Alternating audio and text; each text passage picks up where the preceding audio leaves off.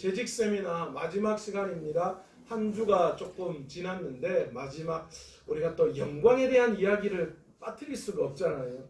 재직으로 하나님 앞에 헌신했을 때 하나님께서 어떤 은혜를 또 어떤 상급을 주실지 귀한 기대하는 마음으로 오늘 귀한 말씀의 은혜 받으시기를 원합니다. 아멘. 오늘은 특별히 어떤 영광이 있나요? 라는 제목의 말씀을 가지고 함께 은혜 받기를 원합니다. 신앙생활을 하면 할수록 느껴지는 것이 있습니다. 그것이 뭐냐? 갈수록 지고 가야 할 십자가가 많다라는 사실이죠. 신앙생활을 오래 하면 좀 뭔가 마음이 가벼워지고 좀 좋았으면 좋겠는데 직분이 올라가면 올라갈수록 이 신앙의 연륜이 많아지면 많아질수록 자꾸만 내가 져야 할 십자가가 더 많아지고 더 무거워진다라는 사실을 깨닫습니다. 근데 여러분 여기에서 먼저 우리가 짚고 넘어가야 할 것이 있습니다. 여러분 우리가 십자가를 진다라고 이야기했을 때 여러분 그 십자가는 나의 고민 덩어리나 기도의 제목이 아니고 내 삶에 닥쳐올 삶의 무게가 아니라는 거예요. 여러분 흔히 말 잘 안 듣는 남편과 자식을 향하여서 우리가 뭘 이야기하죠? 아이고 니는 내 십자가다. 저 인간은 평생 하나님이 내한테 주신 십자가다. 그렇게 이야기를 자주 합니다. 그런데 여러분 그건 십자가가 아닙니다. 여러분 우리가 짊어져야 할 십자가는 뭐냐? 하나님의 영광을 위해서 하나님의 일을 위해서 내가 해야 할 일, 피할 수 없는 사명, 여러분 그것이 우리의 십자가라는 거죠. 말 안 듣는 남편, 말 안 듣는 애, 내 삶의 어려움, 그게 내 십자가가 아니라는 거예요. 그래서 주님은 마태복음 16장 24절에 뭐라고 말씀하십니까? 누구든지 나를 따라오려거든 자기를 부인하고 자기 십자가를 지고 나를 따를 것이니라 말씀하십니다. 그런데 여러분 안타깝게도 그 십자가는 우리에게 고통스럽습니다. 우리 주님께서도 십자가를 지고 골고다 언덕에 올라가실 때 엄청난 고통을 당하셔야만 했습니다. 그리고 십자가에서 달려 죽으실 때 그 고통은 의학적으로 이야기해도 우리가 상상할 수 없는 고통이셨습니다. 그러나 중요한 사실은 그 십자가를 피할 수가 없다라는 것이죠. 만약 예수님께서 십자가를 피하셨다면 어떤 일이 우리에게 일어났을까요? 상상하고 싶지도 않죠. 주님은 우리에게 이렇게 말씀하십니다. 누구든지 나를 따라오려거든. 여러분, 주님을 따르기로 작정한 사람 누구도 뭘 피할 수 없어요? 십자가를 지는 것을 피할 수 없다 말씀하십니다. 예수 그리스도를 믿고 하나님의 자녀가 된 우리들은 모두 예수 그리스도를 따르기로 하는 사람들입니다. 만약 우리 중에 주님을 믿는데도 예수님을 따르기를 작정하지 않는 사람이 있다면 그 사람은 정체성, 신앙의 정체성을 한번 의심해 봐야 돼요. 무엇 때문에 예수를 믿는지. 예수님의 제자가 된다는 말은 무슨 말입니까? 예수님의 뒤를 따른다라는 그 말이죠. 그런데 예수님을 따른다는 말은 결코 우리에게 매력적이지 않습니다. 화려하지도 않습니다. 도리어 어떻습니까? 고통과 수고가 따르게 됩니다. 그래서 예수 그리스도를 통해 하나님의 자녀가 되었음에도 불구하고 여전히 예수님의 뒤를 따르고자 하는 사람들은 오늘날 그 수가 그렇게 많지 않다라는 것이지요. 오늘 예배에 오신 여러분들은 예수님을 따르기로 작정한 성도들이기에 저마다의 십자가를 지고 살아가는 사람들입니다.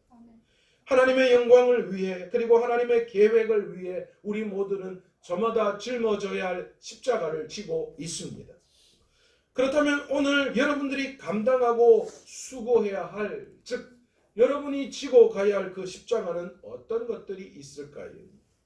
하나님의 일을 하다 보면 많은 시간과 물질과 에너지를 소모할 때가 있습니다. 얼마나 많은 시간을 여러분들 교회를 위해서 또 하나님을 위해서 사용해야 할까요?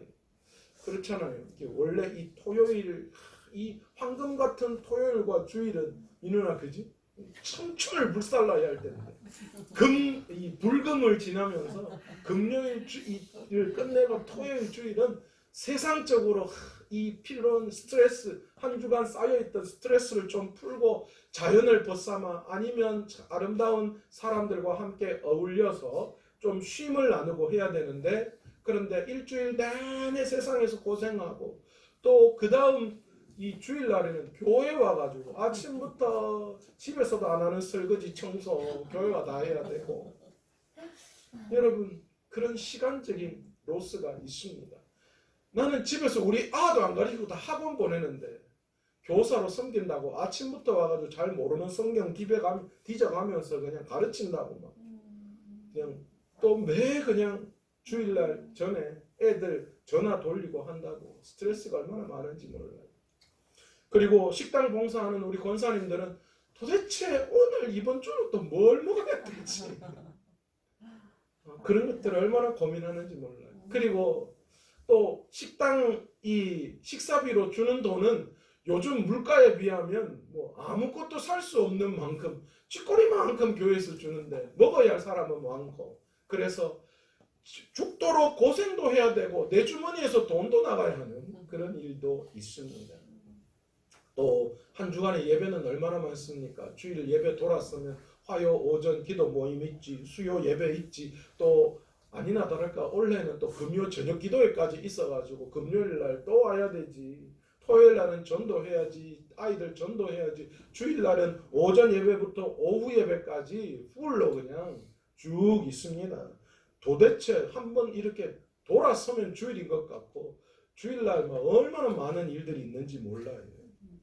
또 물질은 어떻습니까? 주일 헌금부터 시작해서 11조 헌금, 송교 헌금, 건축 헌금 무슨 헌금은 왜 그렇게 많은지 또 돌아서면 절기이고 그래서 헌금 내야 되고 또 교회 안에 여러 가지 행사들은 또 얼마나 많은지 또 봉사해야 될 그런 내가 애쓰고 힘써야 할 그런 것들은 얼마나 많은지 몰라요. 이런 모든 일들에 여러분들 내 에너지, 내 물질, 내 시간 여러분들 그런 것들을 우리가 써야 합니다. 또 때로는 미숙한 성도들로 인하여 내 마음속에 상처를 받을 때가 참 많이 있습니다. 섬기는 것을 당연히 여기고 도리어 요구하는 경우가 있어요.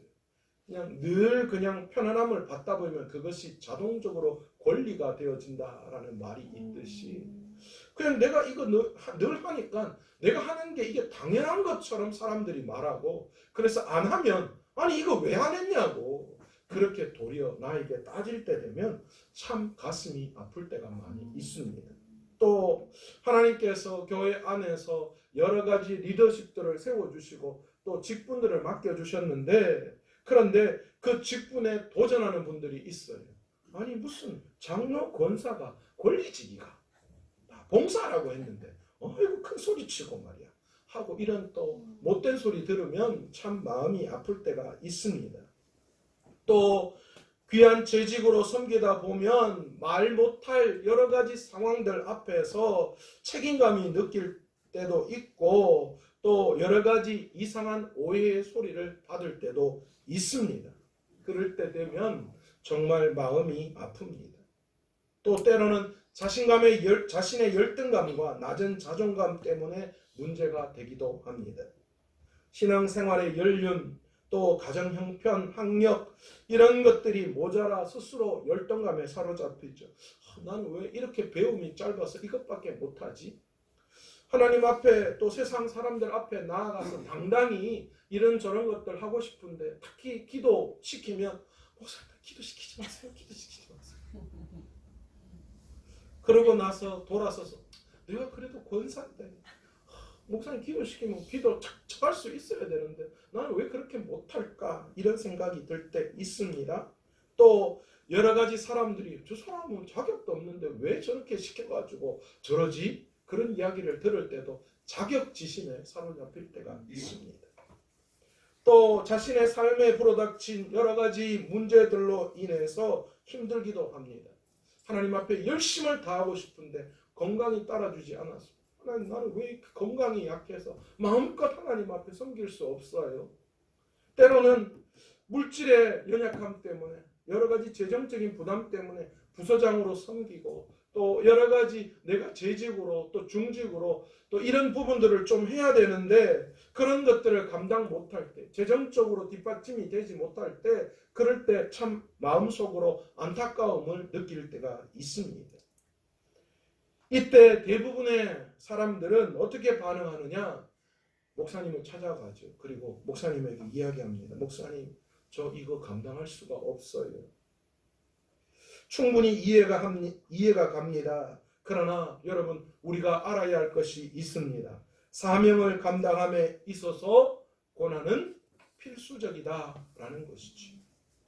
예수님께서 하나님의 뜻을 이루어드리기 위해 십자가의 고난을 받으셔야만 했습니다. 그러기에 우리도 십자가의 길을 걸어간다면 당연히 우리의 삶에 이런 고난은 피해갈 수가 없는 것입니다. 로마서 8장 17절에 보시면 자녀이면 또한 상속자, 곧 하나님의 상속자요, 그리스도와 함께한 상속자니 우리가 그와 함께 영광 받기 위하여 모두 함께 받아야 할 것, 고난도 함께 받아야 할 것이다. 그렇게 말씀하고 있습니다.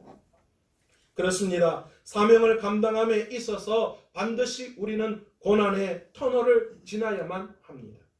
그래서 No cross, no crown이라고 하는 말이 있습니다. 십자가 없는 영광이 없다라는 것이죠.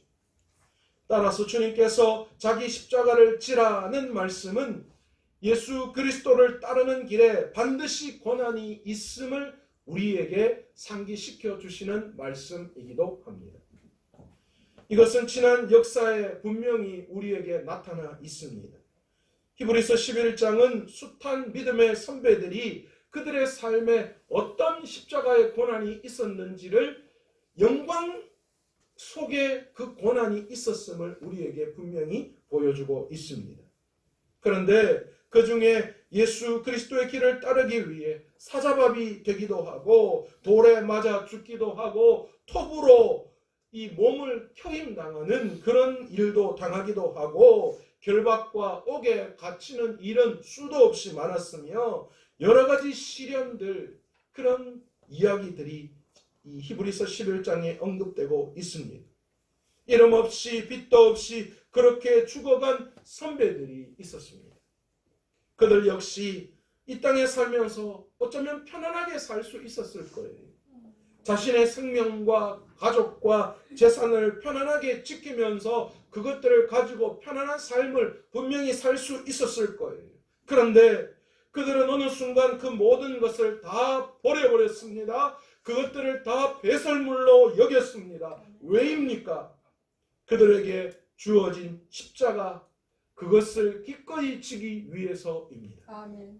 여러분, 이런 분들의 이야기를 하자면 아마도 한도 끝도 없을 거예요. 지난 2000년 교회 역사는 바로 우리에게 그 내용을 분명하게 보여주고 있습니다. 지난 2000년의 역사가 십자가의 이야기입니다. 또한 지난 132여 년의 이 한국 교회의 역사가 바로 그것을 나타내주고 있죠. 한국 교회가 여기까지 온 거, 여러분, 신앙의 선배들이 기꺼이 그들의 십자가를 졌기 때문에 여기까지 올 수 있었던 것 아니겠습니까?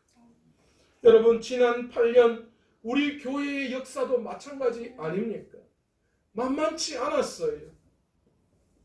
제가 권사님, 장로님 이야기 들어보면 목사님 개척하는 거 정말 쉬운 일 아니었습니다. 그런 이야기 하시더라고요.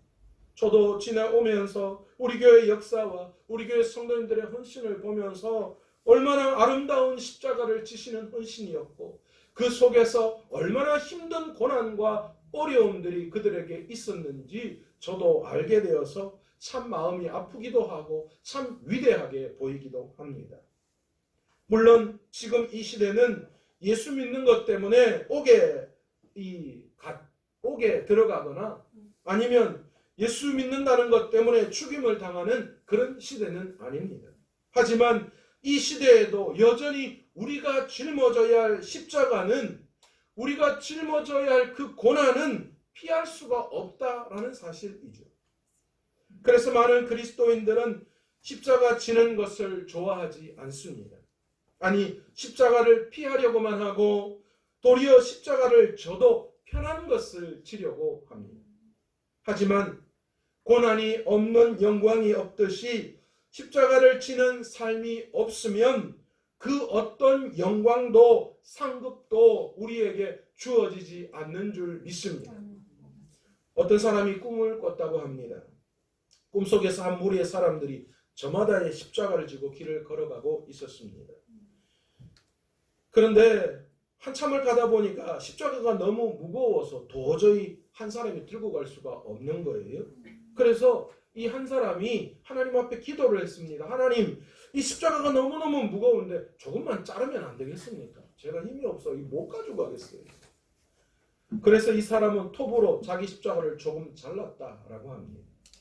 다른 사람들의 십자가보다 사뭇 달라 보였어요. 짧아졌죠. 그래서 한결 수월했어요. 그래서 좋다고 하고 길을 가는데 어느새 가벼웠던 그 십자가의 무게는 또다시 자신에게 또 무거움으로 다가왔습니다. 그래서 또 하나님 앞에 기도했습니다. 하나님, 이 잘랐는데도 또 무거운데 하나님 조금만 더 자르면 안 되겠습니까?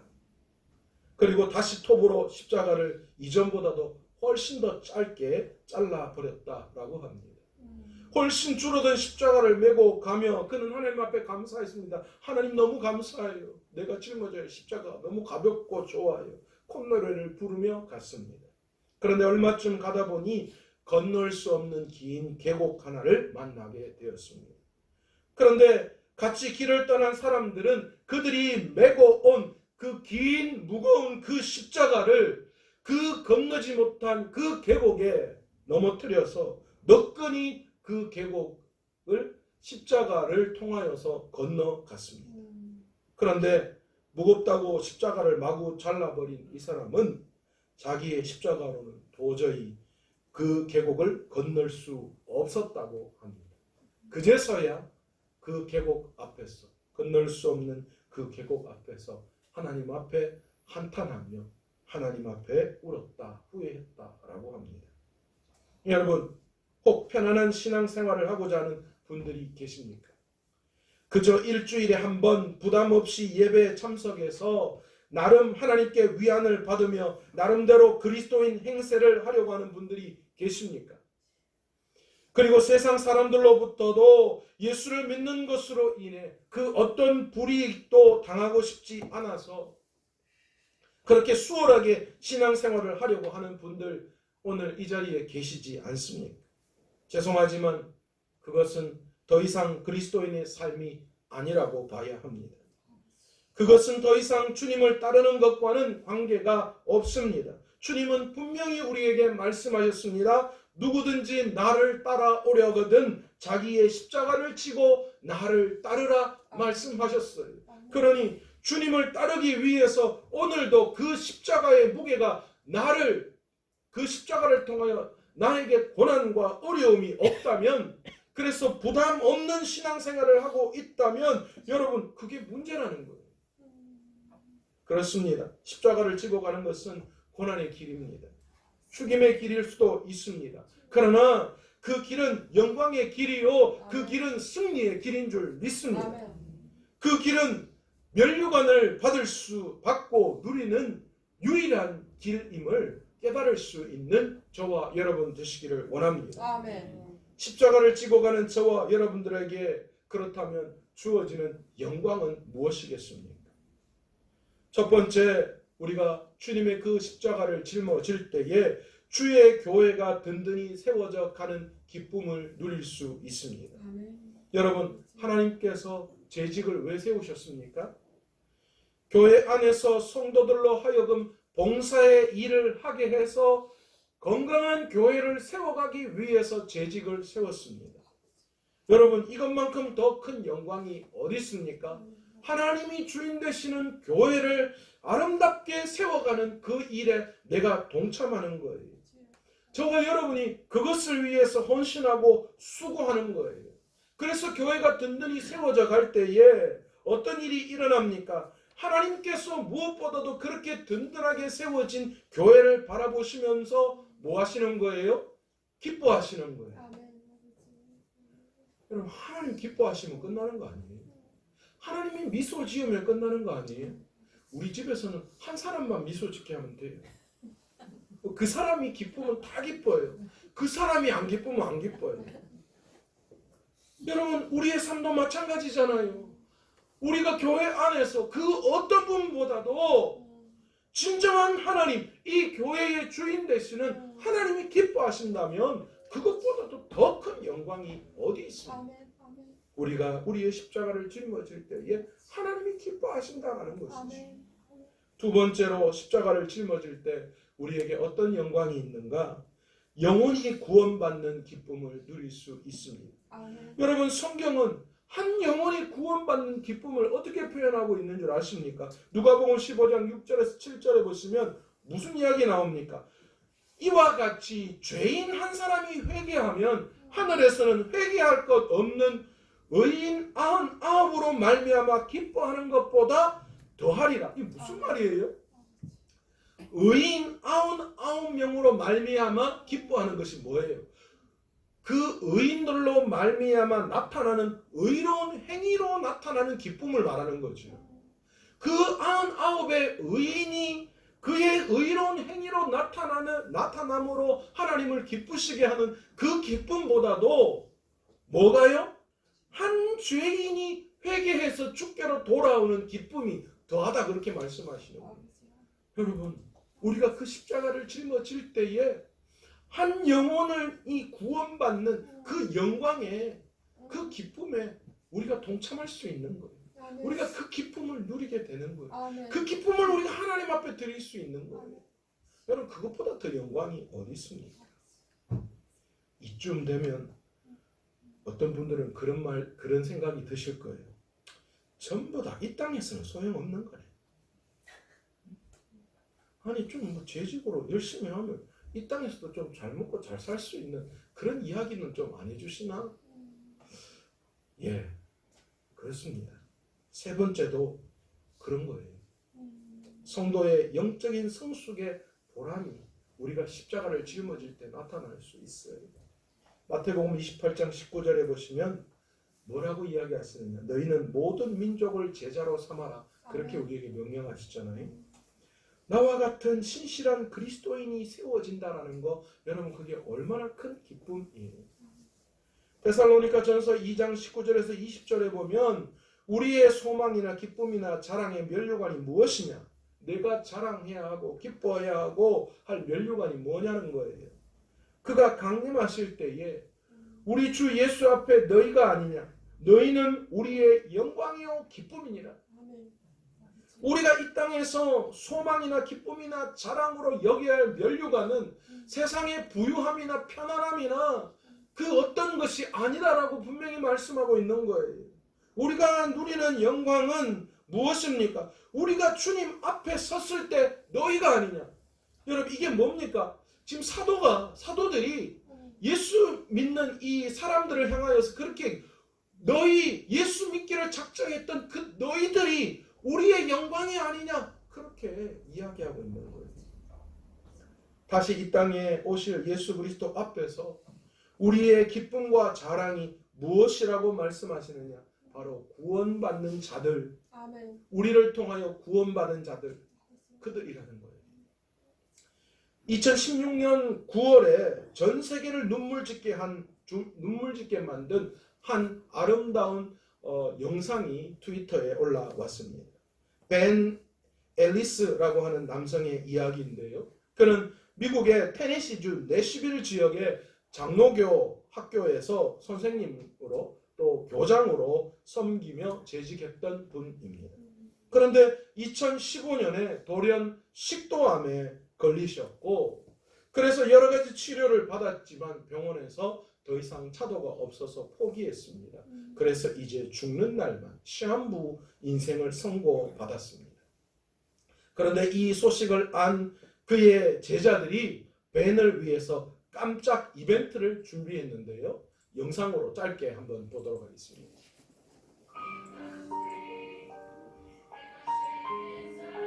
저 사람이 벤 앨리스입니다.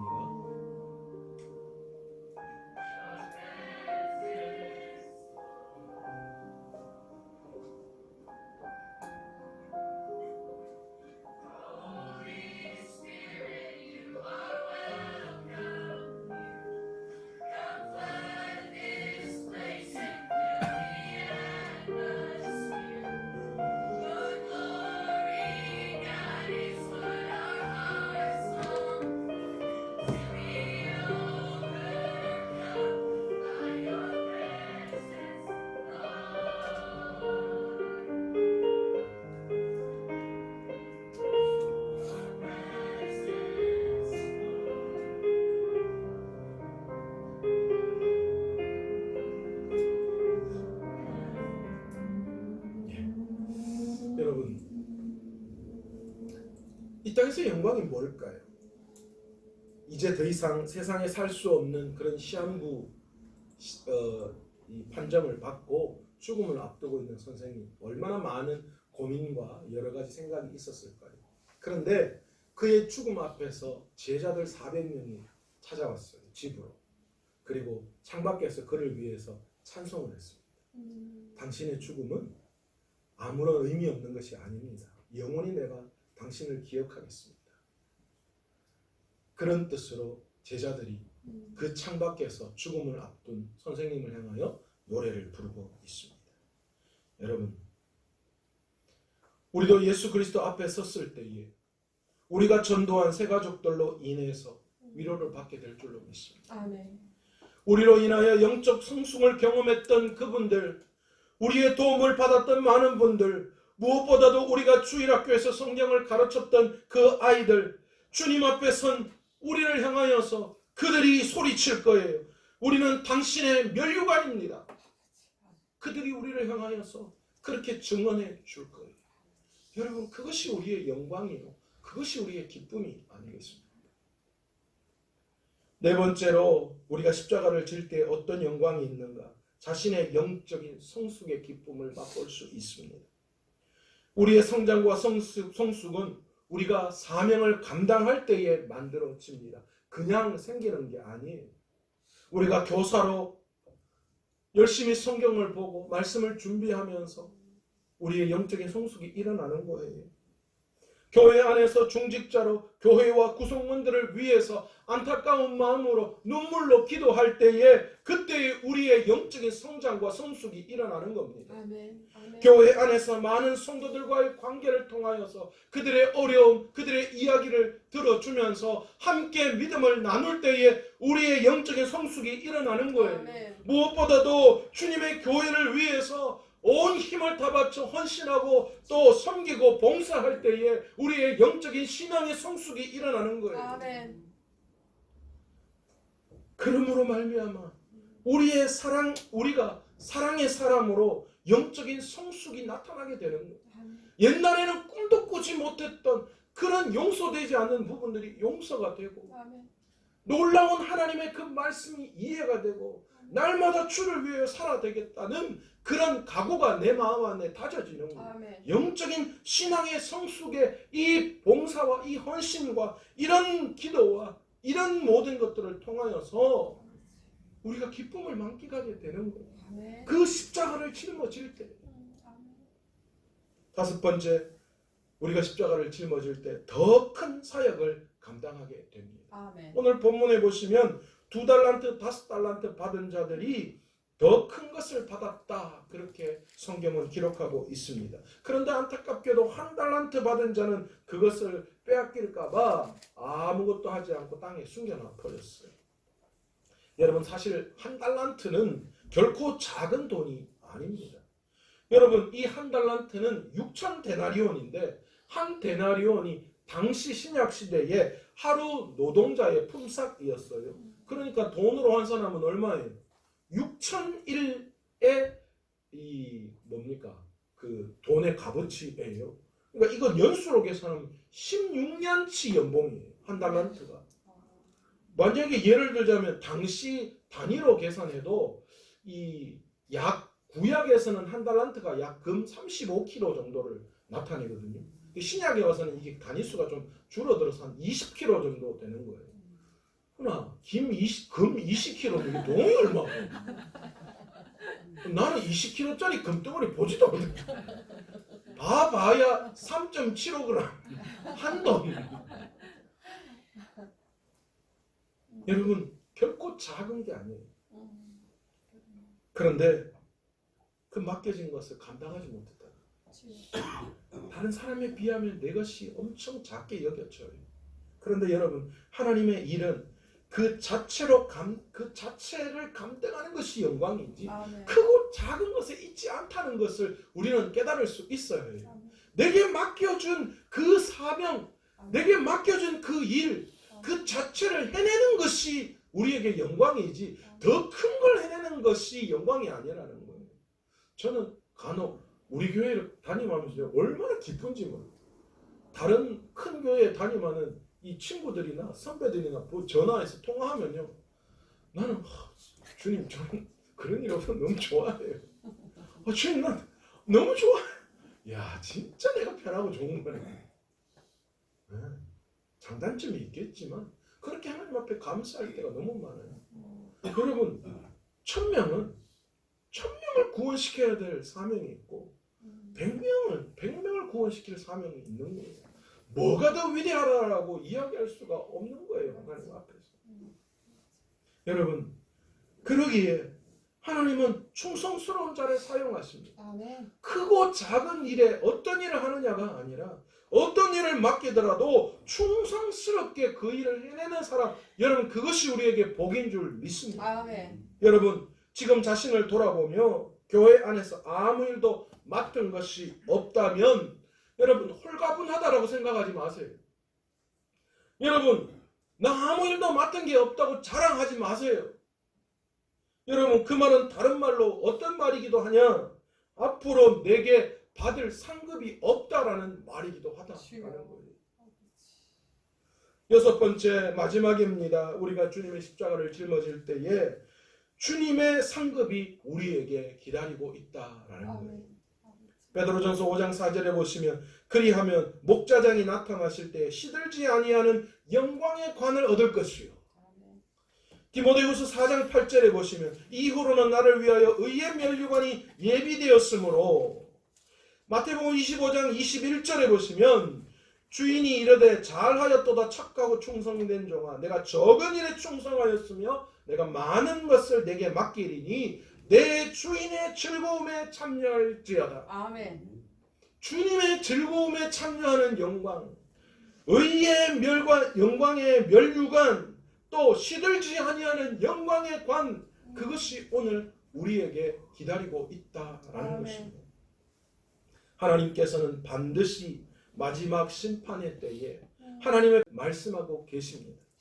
그리고 그뿐만이 아니라 이 땅에서도 하나님께서 우리가 누려야 할 하나님이 보시기에 합당한 것들을 우리에게 허락해 주시는 줄로 믿습니다. 아멘. 주님의 즐거움에 참여하는 영광이 오늘 이 땅에서 우리에게 있다라는 것이죠. 근데 이게 뭔 줄 알아야 이게 즐거움인지 알죠. 정확히 우리가 이게 뭔 줄 몰라요. 하늘에서 하나님 앞에서 받아야 할 그 영광이 얼마나 큰지 그것도 몰라요. 이 땅에서 주의 즐거움에 참여할 것이다 라고 말씀하셨는데 그게 뭔지도 모르겠어요.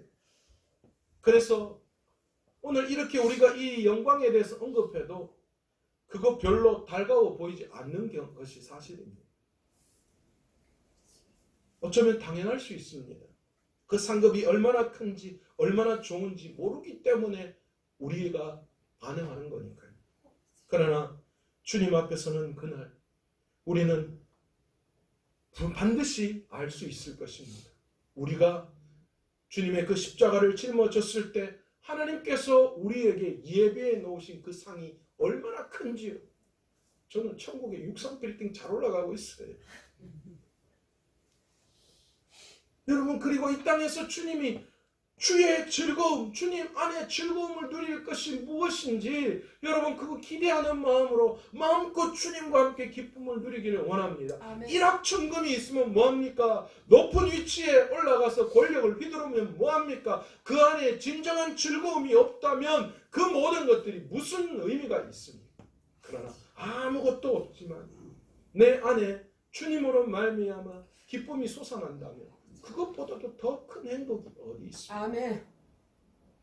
그러기에 오늘 그 엄청난 우리에게 주실 영광, 우리가 주님의 십자가를 짊어질 때 우리가 누리게 될 그 엄청난 영광, 물론 우리가 그 영광을 바라보고 하나님의 일을 그 주님의 십자가를 짊어지는 것은 아닙니다. 주님의 은혜만을 생각해도 주님이 주신 사명을 충분히 감당할 수 있습니다.